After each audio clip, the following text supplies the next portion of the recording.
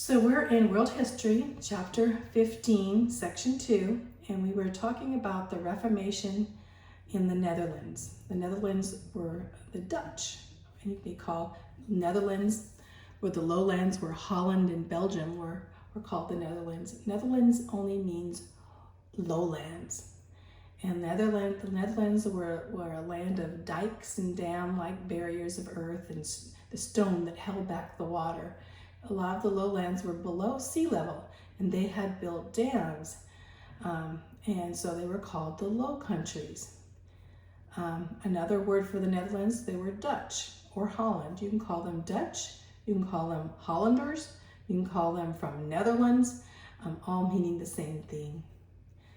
For centuries, other countries did not care for this low water land because they seemed to have no wealth. Like, who wanted to live there? They had to build dikes and such. So the Netherlands were not considered very important, so they were kind of left alone. Here's a picture where the Holy Roman Empire over here towards where Germany was and such. And we have the Dutch Republic, Amsterdam, the capital, Hague, Rotterdam. These are cities even today. And then across, basically going across, there's the English Channel over here to Britain. England's over in the island close. See how close that Britain is to the Netherlands there. And here's France down here. So you have France pretty close here to England. We also have the Dutch Republic there pretty close to England too. And pretty close to France. Okay, let's go on to the next. Dutch liberty. The Dutch considered themselves as freemen. The noblemen of Holland grew accustomed to ruling themselves, and they were very fond of liberty, liberty being freedom. In the year 1000, the Dutch engaged in manufacturing, trade, and shipping. They were very much involved as merchants.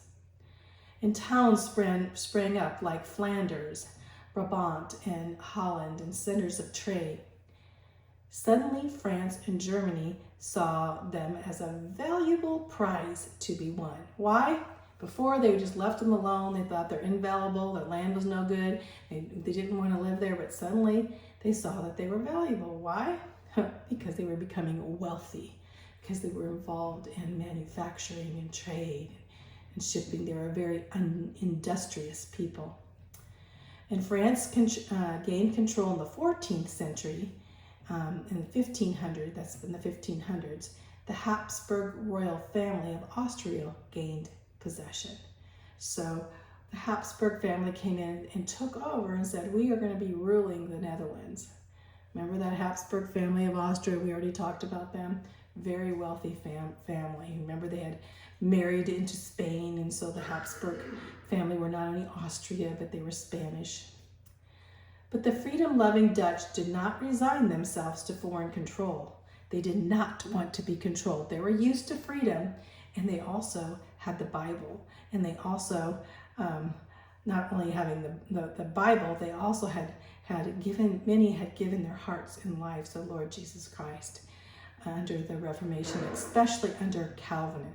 You would call John Calvin's effect, and he was French, effect on them was magnificent. And so most of the Dutch were called Calvinists, not Lutherans, but Calvinists. Philip II, monster, I call him the monster. Monster Philip II of Spain persecuted the Dutch.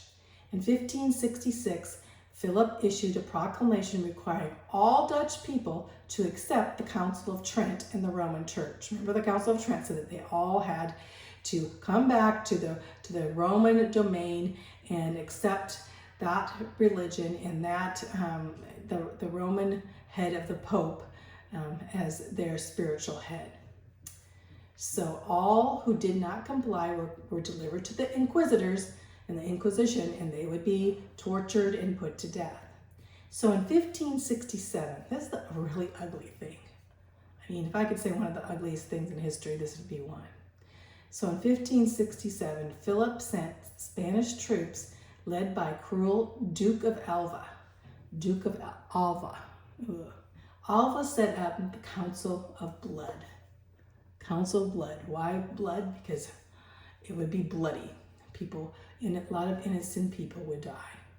So Philip sent the Duke of Alva, and set up this Council of Blood in the Inquisition to basically destroy any of the Dutch, any of the people of the Netherlands that did not follow the Roman Church.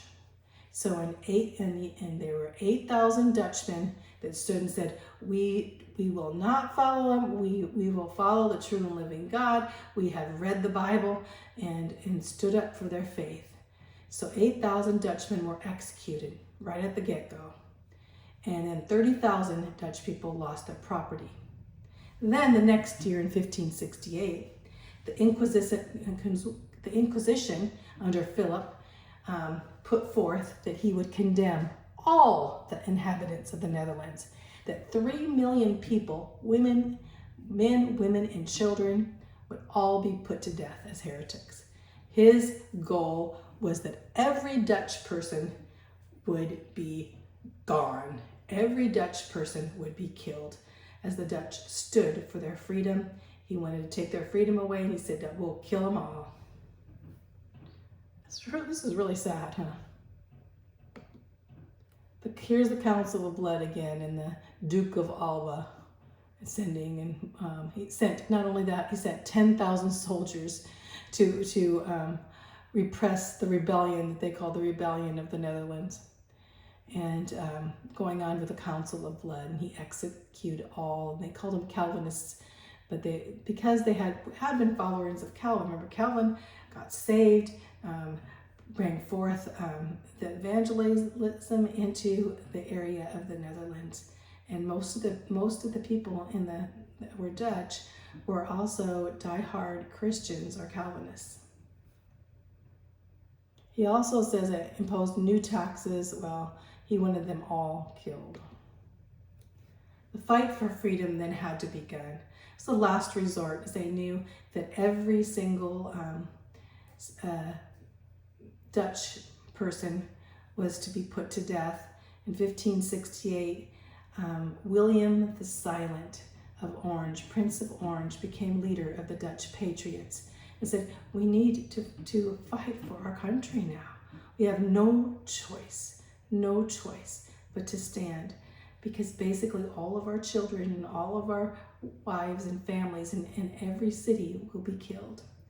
So the Dutch Protestants, when I say Protestants, they were following orders of Calvin. They were mainly, I would just say, they were born again Christians, broke away from the Roman Church. So the Dutch Protestants broke away from the Roman Church and became the Dutch Reformed Church in 1570. They were called the Dutch Reformed. William and his Dutch forces fought valiant to protect themselves despite overwhelming odds. It's not wrong to protect yourself. The Hollanders again, were from Netherlands, right? They were Dutch. They had a strong navy. They put together a strong navy. And even when they were outmanned and outgunned by the Spanish, and you'll find they stood and the Spanish could not beat them. They battled on until 1579, when the northern provinces of the Dutch had to give in. So in 1581, the United Provinces of the Netherlands declared themselves independent of Spain. So you'll see this whole Philip II fighting with them, their holdout. You see William Orange considered William the Silent was the prince, and Silent is very humble. So the father of Dutch liberties, Dutch freedoms. Philip hardened and resolved against the Dutch. As we see, he wanted them all killed.